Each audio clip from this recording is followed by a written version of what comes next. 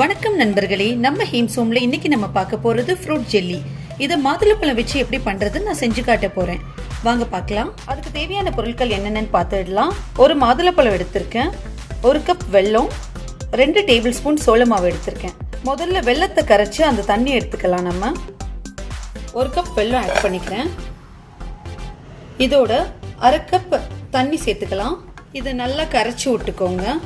நல்லா அந்த மாதிரி வெல்லமும் தண்ணியும் மிக்ஸ் ஆகிற அளவுக்கு நல்லா கரைச்சி விட்டுக்கோங்க. சில டைம் வெள்ளத்தில் நம்மளுக்கு டஸ்ட் ஃபார்ம் ஆகிருக்கும், அதனால இந்த மாதிரி நல்லா கரைச்சி அந்த தண்ணி மட்டும் நம்ம எடுத்துக்க போகிறோம் வடிகட்டி.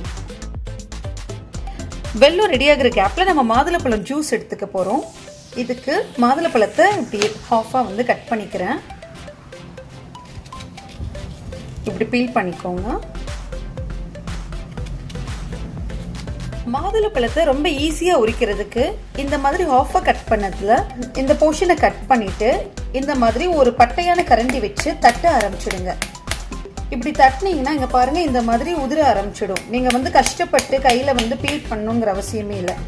இப்படியே தட்டினீங்கன்னா எல்லா பக்கமும் அப்படியே தட்டிகிட்டே இருந்தீங்கன்னா உங்களுக்கு மாதுளப்பழம் முத்து நம்மளுக்கு ஈஸியாக கிடச்சிடும். இந்த மாதிரி எல்லாமே நம்ம தட்டி எடுத்துக்க போகிறோம்.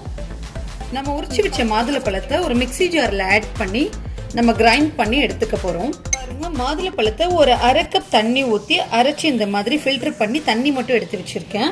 நம்மளுக்கு 1 கப் கிடச்சிருக்கு ஒரு மாதுளப்பழத்துக்கு. இப்போ நம்மளோட வெல்லமும் ரெடி ஆயிடுச்சு. அதையும் நம்ம வடிகட்டி எடுத்துக்கலாம்.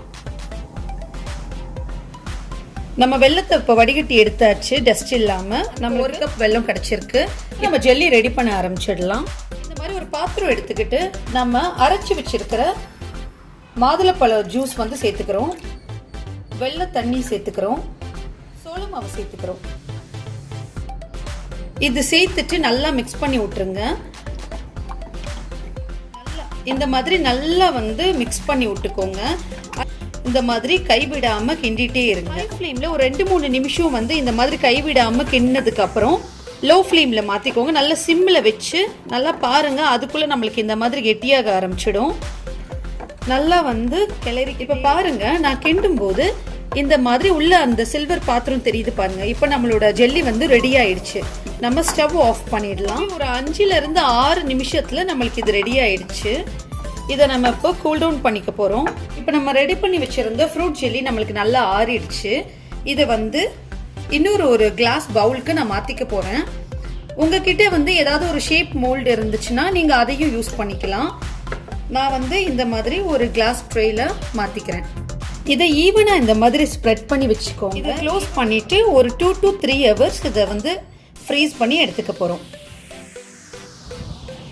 இப்போ ஒரு 3 hours நான் ஃப்ரீசரில் வச்சு எடுத்திருக்கேன். பாருங்கள், நம்மளுக்கு ஃப்ரூட் ஜெல்லி எவ்வளோ அழகாக ரெடி ஆயிடுச்சுன்னு. இந்த ஓரங்களை நைஃப் வச்சு இப்படி லேசாக எடுத்து விட்டுக்கோங்க.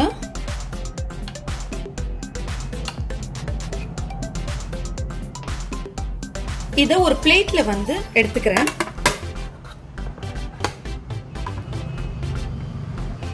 பாருங்க, நம்ம ஃப்ரூட் ஜெல்லி எவ்வளோ அழகா ரெடியா இருக்குன்னு.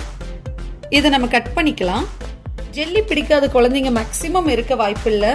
ஸோ இந்த மாதிரி நீங்கள் வீட்டில் செஞ்சு கொடுத்தீங்கன்னா அவங்க ரொம்ப விரும்பி சாப்பிடுவாங்க. இது ரொம்ப ஹெல்த்தியும் கூட. கடையில் பார்த்தீங்கன்னா நிறைய ப்ரிசர்வேட்டிவ்ஸ் எல்லாம் ஆட் ஆகிருக்கும். இது இன்ஸ்டண்ட்டாக ரொம்ப குயிக்காக நம்ம செஞ்சு முடிச்சிட்டோம். 5 minutes கூட எடுத்துக்கல. பாருங்கள், இந்த ரெசிபியை நீங்களும் கண்டிப்பாக உங்கள் வீட்டில் ட்ரை பண்ணி பாருங்கள். இந்த ரெசிபி உங்களுக்கு பிடிச்சிருந்தா லைக், ஷேர், கமெண்ட் பண்ணுங்கள். ஹேம்சோமை சப்ஸ்கிரைப் பண்ணுங்கள். நன்றி.